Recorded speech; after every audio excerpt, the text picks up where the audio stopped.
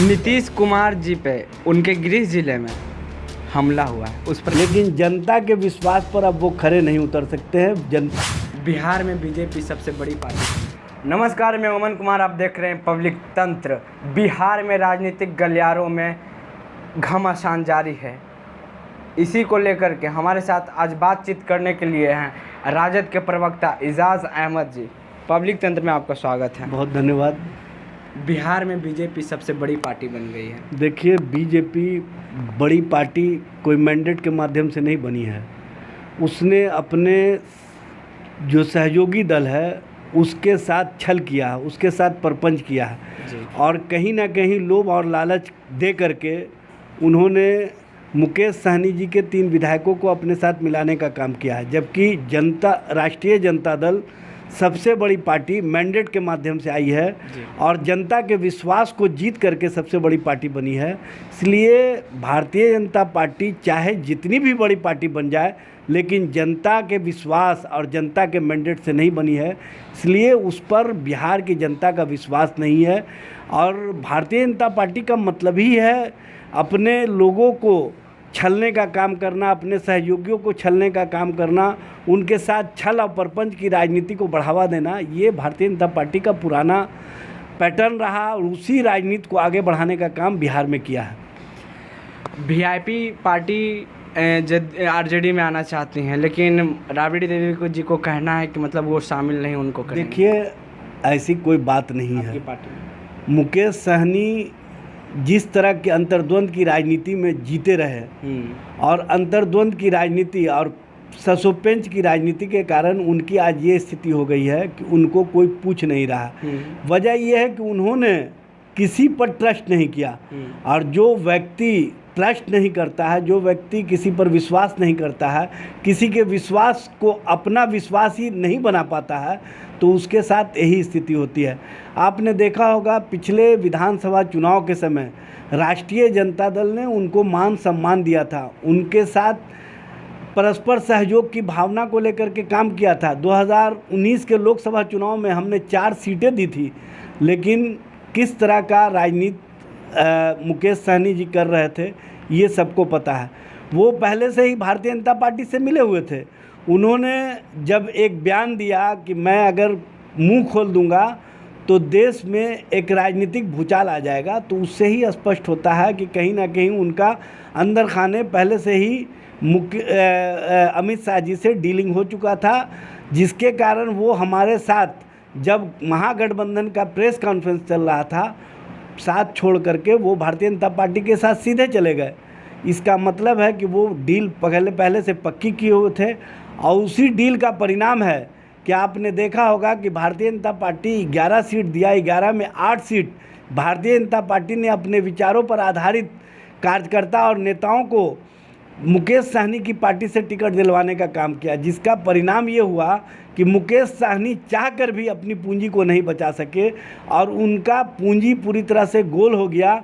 ये भारतीय जनता पार्टी का राजनीतिक करामात है और इस तरह की राजनीति में भारतीय जनता पार्टी महारत हासिल किए हुए है। बिहार में एक सीट पर उपचुनाव होने वाला है।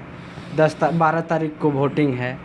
बीजेपी लगातार अपने स्टार प्रचारकों को उतार दिए हैं, 40 स्टार प्रचारकों को।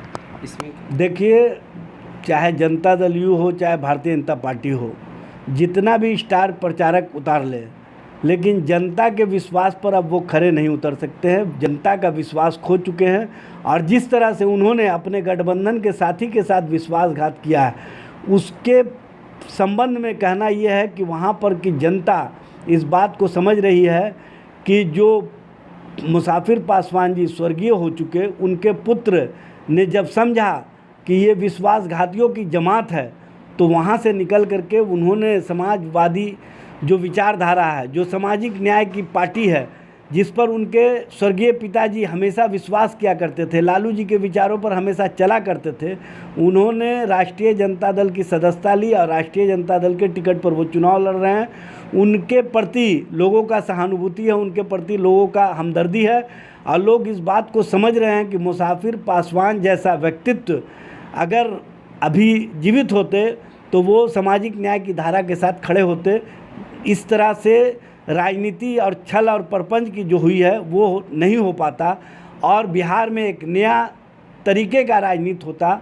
लेकिन फिर भी अमर पासवान जी ने सही समय पर सही फैसला लेकर के न सिर्फ सामाजिक न्याय की धारा को मजबूती प्रदान की है, बल्कि स्पष्ट रूप से लोगों के बीच संदेश देने का काम किया है कि भारतीय जनता पार्टी छल की राजनीति करती है और भारतीय जनता पार्टी के साथ रहने वाले मुकेश सहनी समाज के नाम पर कहीं ना कहीं अपने लाभ की राजनीति करते रहें, जिसके कारण हम जैसे कार्यकर्ता जो विचारों पर आधारित है वो उनके साथ नहीं चल सकते हैं। तो वो राष्ट्रीय जनता दल और नेता प्रतिपक्ष तेजस्वी प्रसाद यादव पर विश्वास करके राष्ट्रीय जनता दल के साथ आकर के उपचुनाव में राष्ट्रीय जनता दल के चुनाव चिन्ह पर चुनाव लड़ रहे हैं। हम समझते हैं कि जनता की सहानुभूति और हमदर्दी के साथ साथ जो सामाजिक न्याय की धारा है, जो लालू प्रसाद के विचारों की धारा है, जो तेजस्वी प्रसाद यादव का युवाओं के प्रति आकर्षण है और युवाओं का जो इनका बेरोजगारी के मामले पर संघर्ष और आंदोलन है,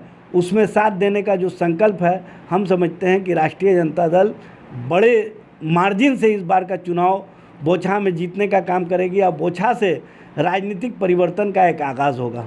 जी अपना पद इस्तीफा दे रहे हैं और उपराष्ट्रपति बनने जा रहे हैं। देखिए, मुख्यमंत्री जी क्या कर रहे हैं नहीं कर रहे हैं, राष्ट्रीय जनता दल को उससे मतलब नहीं है। लेकिन राष्ट्रीय जनता दल इस बात को पहले से कहते रहा है कि ये लोग पिछले दरवाजे से सत्ता हासिल किए हैं, ये लोग कहीं ना कहीं कुर्सी और सत्ता के लिए किसी चीज़ में भी समझौता कर सकते हैं, किसी से भी समझौता कर सकते हैं। जो अपने विचारों का परित्याग कर दिया हो, जो अपने विचारों को कहीं ना कहीं गिरवी रख दिया हो, उस व्यक्ति के बारे में सोचना भी हम समझते हैं कि अच्छी बात नहीं होगी, क्योंकि उनकी सोच अब सिर्फ और सिर्फ अपने आप को सत्ता में बनाए रखने की है। और जिस तरह से भारतीय जनता पार्टी का उन पर दबाव है, उस दबाव की राजनीति के कारण वो अब चाहते हैं कि बिहार से हम निकल करके कोई ऐसी कुर्सी प्राप्त कर ले जिससे हमारे ऊपर कोई आक्षेप नहीं आए।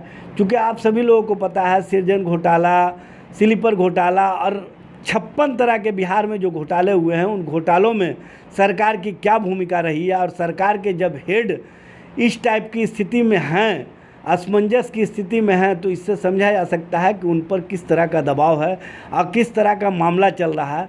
इन मामलों और इन झंझावत से अपने को निकालने के लिए वो जितना भी प्रयासरत कर ले, लेकिन भारतीय जनता पार्टी उनको अब निकलने नहीं देगी। उनके राजनीति का इतिश्री अब होने को है। आप देख लेंगे कि जिस तरह से मुकेश सहनी जी का हश्र हुआ, उसी तरह से भारतीय जनता पार्टी इनका भी हश्र करने का काम करेगी।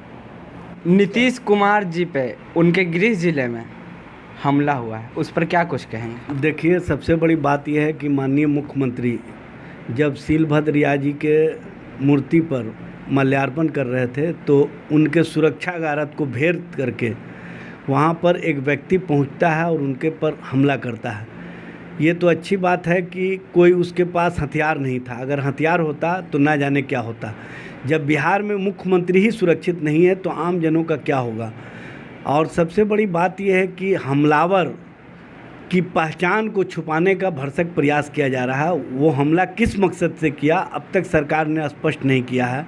सरकार को बताना चाहिए, क्योंकि वो एक व्यक्ति का मामला नहीं है, बिहार के मुखिया का मामला है, बिहार के मुख्यमंत्री का मामला है, बिहार के गृह मंत्री का मामला है। और सुरक्षा में चूक ये बड़ी घटना है। इस घटना पर हम समझते हैं कि सरकार को संज्ञान लेना चाहिए और सरकार को स्पष्ट रूप से बताना चाहिए आम लोगों को कि किन कारणों से और किस तरह से हमला किया गया और हमलावर का मकसद क्या था।